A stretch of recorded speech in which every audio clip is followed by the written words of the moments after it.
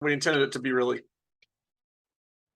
Why don't we jump in and get started then? And thank you everybody for coming. Uh, we intended this to be short and sweet to the point. We have been working at length, like big time, intensely on FabFolio. I think we're going to be able to roll out a sort of early beta in the next week or so with a couple of schools to get us moving, and then with a sometime a month or so away, a full beta rollout for all teachers. Um, Part of that work that we started, gosh, 2 years ago now, was building out project starters and starting to build out tutorials. So, Laura and Sarah, with the two of you on here, I'm really interested to hear your feedback. So we'd love to have a conversation. I'll plant that seed a little bit here because I'd like to get your sort of thinking on this. Sarah, we had some of this conversation Monday when we were sitting in the lab before the ribbon cutting. On the project starter side, that stuff is pretty straightforward. I'm going to give you a form you can fill out on that. And just as you have project ideas, we want to make sure we're capturing those and attributing credit. And we'll publish those. We're working on a new website build that'll house all this stuff and it'll link through the FabFolio app and all of that. That part is pretty straightforward. I'll walk through that in a moment. The part I wanted to sort of plant the seed, and we'll end the meeting today with an open conversation about is around around tutorials. And the conversation around tutorials is one that gets philosophical pretty quickly. Things we know we don't want to do is in, right at the top of the list is we don't want to waste any specialist time. We know your time is precious and we don't want to ask people to make tutorials that aren't useful or that aren't good representations of the brand and that we can't, we don't want to put out in public something that's not polished and professional. That's not to suggest our ELAB specialist or expert. I'm not trying to suggest anybody would put something out that's not professional and polished. But what we produce oftentimes is for our classroom, for our kids, and it relies on the context of us as the teacher to sort of unpack that with our kids. And so how we package that for broader use is really important. There's a long conversation to be had around how we produce quality tutorials. What I'm much more interested in today is just sort of getting your thoughts as new specialists at elementary school and middle school, thinking about if we should have them at all. And there's a pretty deep conversation to be had there. I don't want to tip my hand in either direction. I am genuinely conflicted. Kristen and I were talking about this earlier. Emily and I talked about it earlier in the week, and it's just a thing that like half of my head says. I mean, I told Kristen I've even bought equipment like video equipment to make like really polished like electronics tutorials and really walk people through the nitty gritty of attaching things and soldering and using microbits and whatever. The other side of my mind says the whole value of the e-labs is cultivating your ability as a learner, not learning the technical skills verbatim on purpose. And so like if we spoon feed and sort of over scaffold the technology learning through pre-curated tutorials, I worry that we rob students of that experience and frankly rob teachers of that opportunity to sort of develop that muscle of learning how to Google in technical fields and learning how to find useful information to be able to navigate the machinery. However, Kristen made a really interesting point earlier. I've got a fifth grade daughter who's pretty attuned to this sort of work. She's sort of naturally inclined in Fab Lab sort of stuff. And she's had a Fab Lab at her house her whole life, so that's helped. But if I right now was like, hey, we just got this new 3D printer in, I'd like for you to install it. I can't just hand her a Chromebook and be like, go. Like she doesn't have the ability to just surf the internet and find what she would need to do that. So I recognize there's some amount of like, my daughter's probably pretty privileged in this space and not a fair representation, but even her, I'm pretty confident I can't just be like, just like find the answer and go. So I recognize that we have to have some sort of like some amount of support to get there. So I'll save that conversation for the end, but I just want to plant that seed, let that ruminate in the back of your head, because I'd love to just get y'all's feedback and thoughts there, because it's just, I feel like I could write articles on it in both directions, and I just have no idea what my actual opinion is. And at some point, we're going to have to make a decision about this as it relates to the app. So that's enough frame. Let me jump into the project starters, and I'll just share my screen for that. Kristen, Emily, anything to add at this point before we get deeper into that convo? I will ask you to for sure add when we get into the conversation time.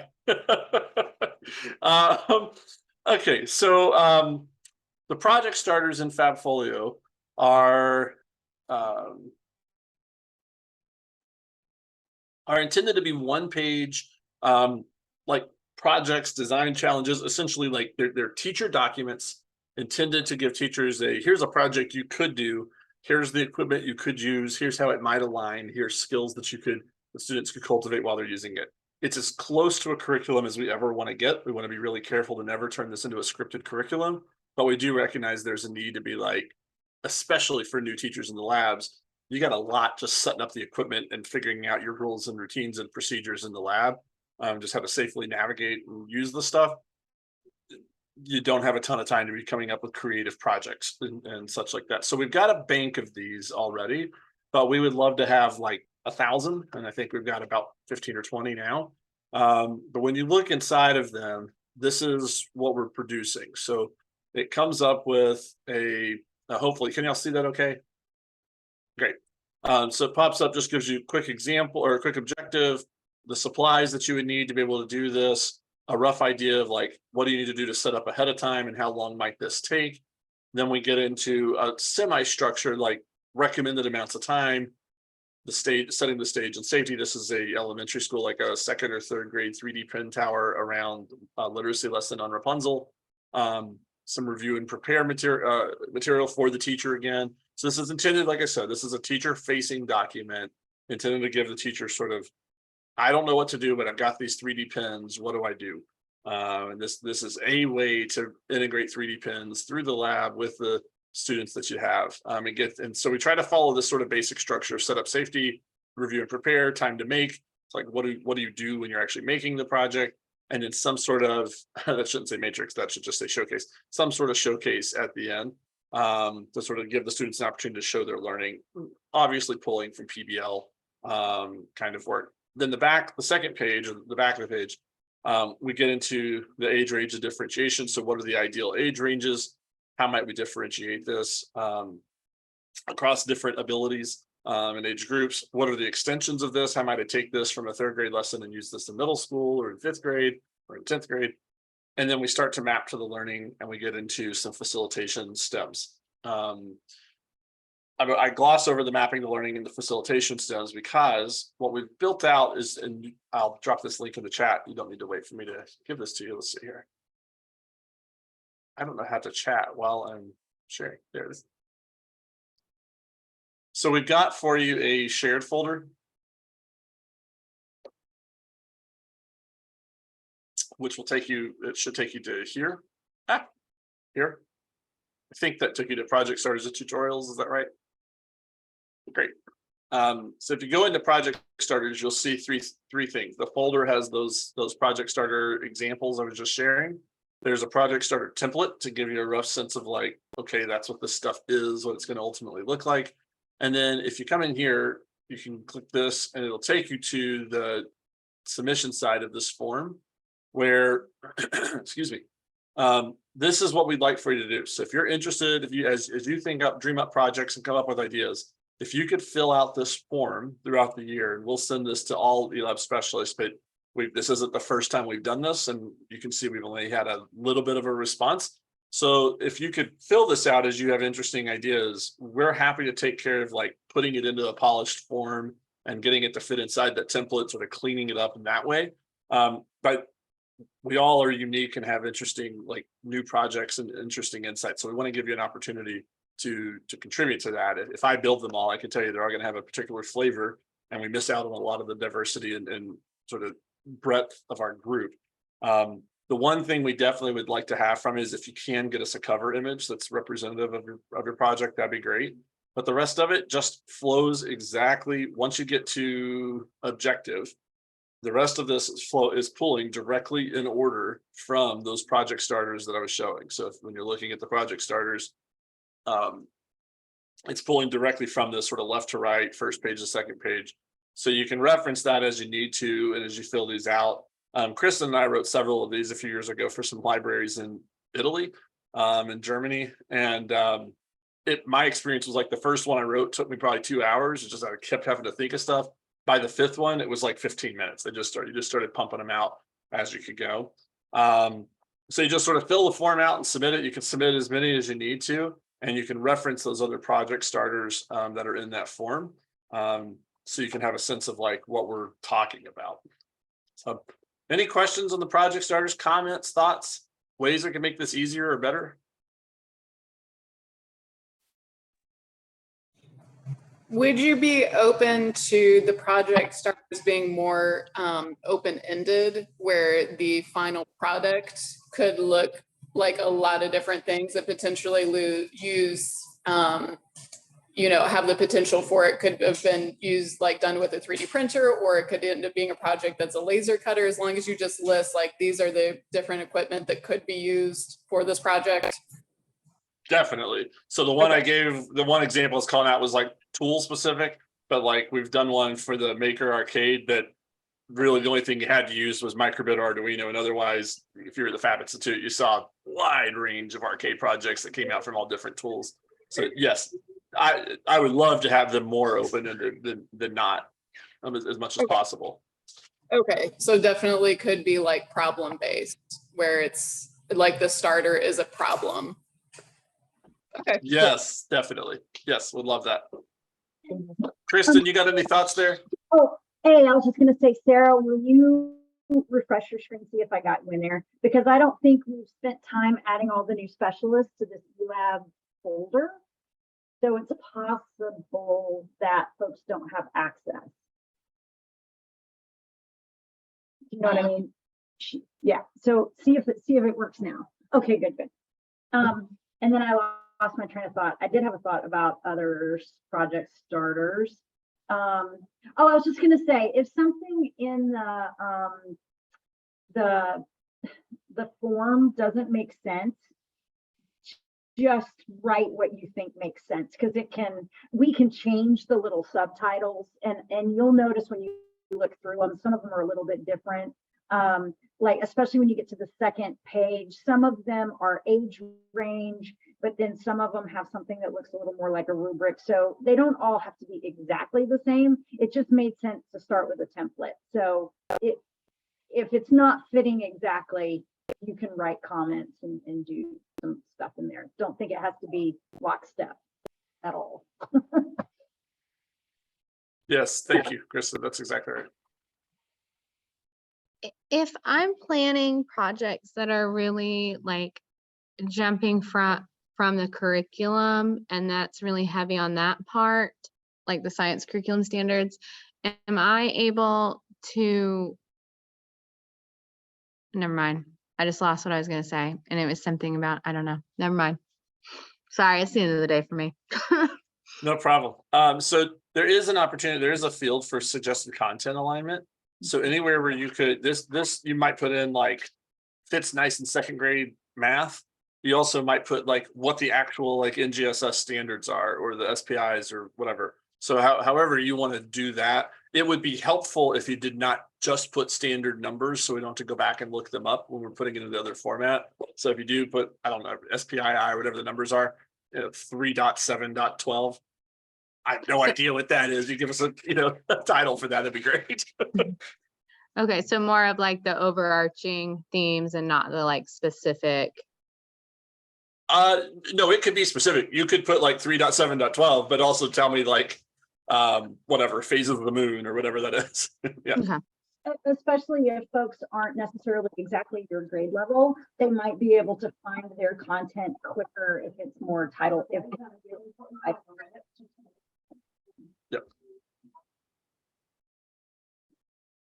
Other questions or thoughts on the project starter? So let me speak to this screen really quickly. So this image that shows up at the top of the submission is intended just for you to have a visual reference. So inside of FabFolio, what we're working towards. So this is actually live FabFolio now on the internet. They're starting to move on this. I'm sorry, it is kids coming home from school time, so excuse the noise in the background for a minute here.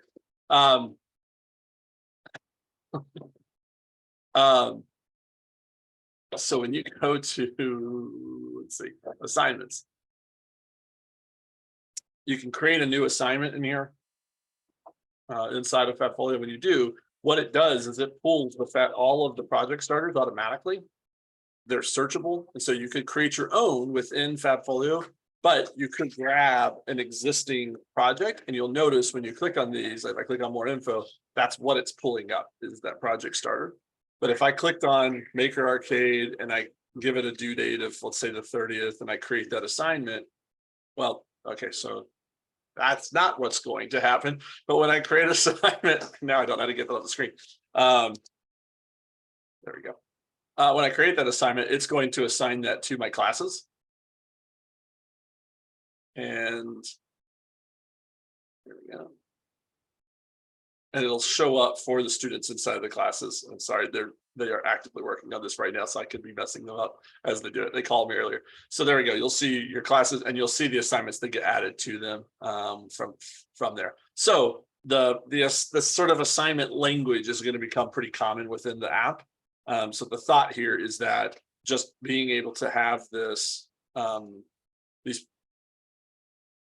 a new design challenge, these assignments available or project starters available becomes a way to just quickly be able to navigate what existing is out there, knowing that you can always create your own anytime as well. Our expectation is that most teachers will create their own, but as we have a bank of these, there's good opportunity to be able to find them, and you can search for them both by author, but also by like title and however we tag them.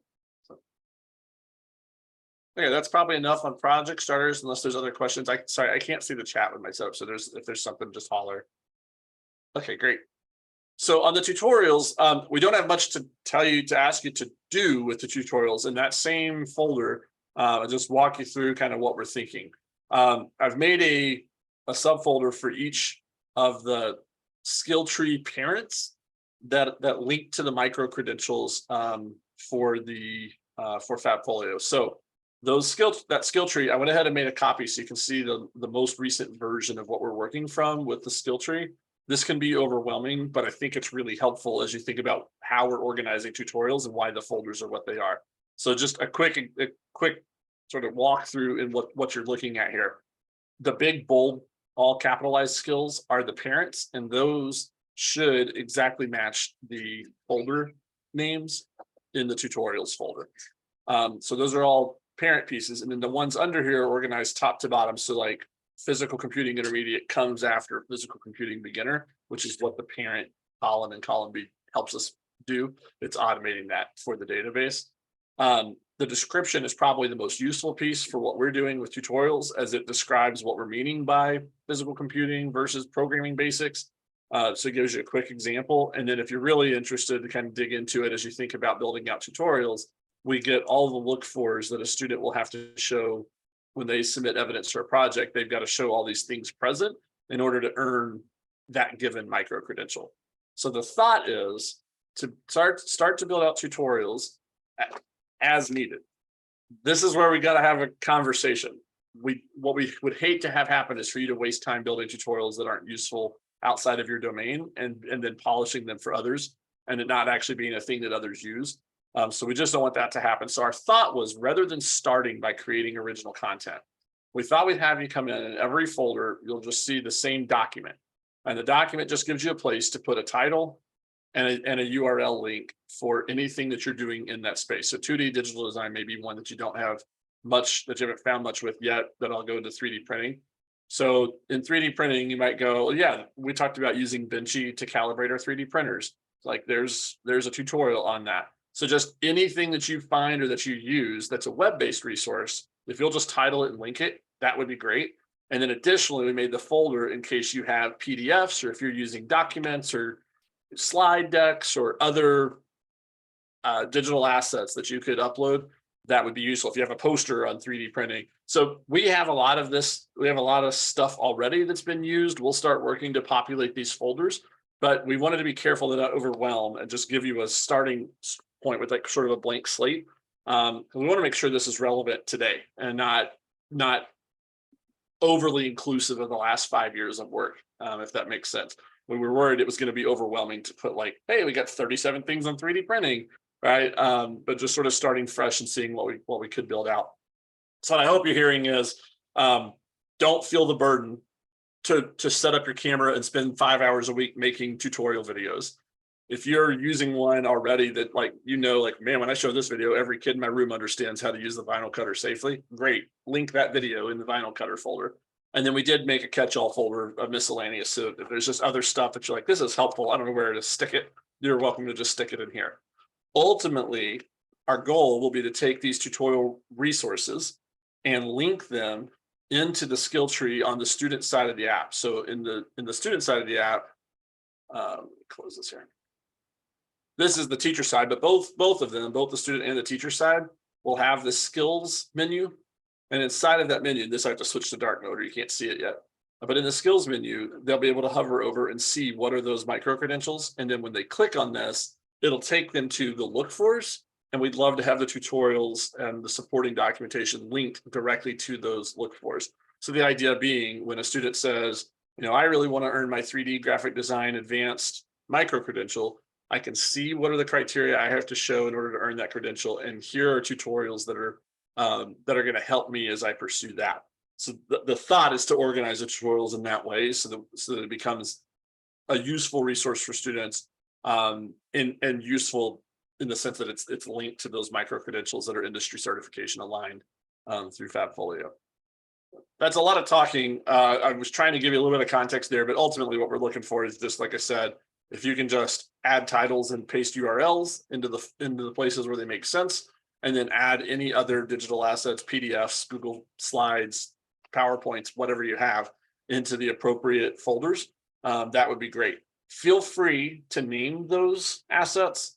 Like if you have a PDF on how to use Glowforge laser cutter, feel free to name it with the brand. You'll notice in the skill tree, we've taken essentially all brand names out because we tried to write the skills agnostic of like whether you had Dremel or Epilogue or Glowforge as your laser cutter. But the tutorials oftentimes are very specific to that particular brand. You're going to push the flashing button. Well, Glowforge is the only one with a flashing button. So feel free to use those in there and make those branded. That's going to be I think a valuable resource, and we can sort that on the user end behind the scenes. And feel free to brand it with your name on it, because we'll definitely, if you post these things, we want to give you credit for making a tutorial because you did it. So please, yes. Please feel free to put your name in it and the title and whatever header, footer, whatever that is, because you should get credit for what you put on out to the world. Yeah, you'll actually own the copyright on the project starters. We'll make sure that you own the copyright. We'll include your name at the bottom. You'll see we've done that with the teachers who've already created those. But we want to give you attribution as much as we can there.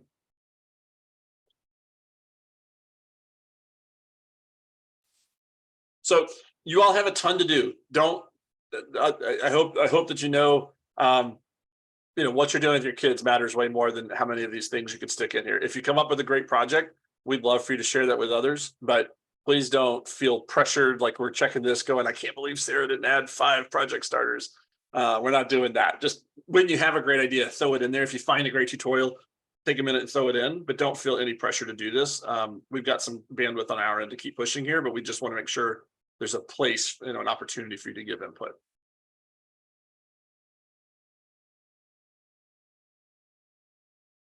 So any questions, comments, thoughts? Happy to engage if Laura or Ricky or Kristen or Emily, anybody that has some thoughts on where we should ultimately land with how many tutorials and what kinds of tutorials we're putting out there. I'm happy to hear those convos. It's also 4:27, and if you're like, nope, let's buy back 3 minutes of the day and be out, I totally get that too.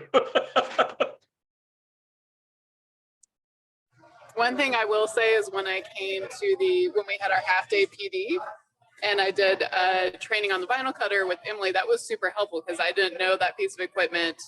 And so that was very valuable to me because it was like learning the very basic things and I didn't know those. So then like that's out of the way. So once we have ours up and running, I can like be right into like deep diving with kids. So I will say I really appreciated that in the slides that she shared with me. So I think my initial view is that like, yes, at the very least, just like basic ones.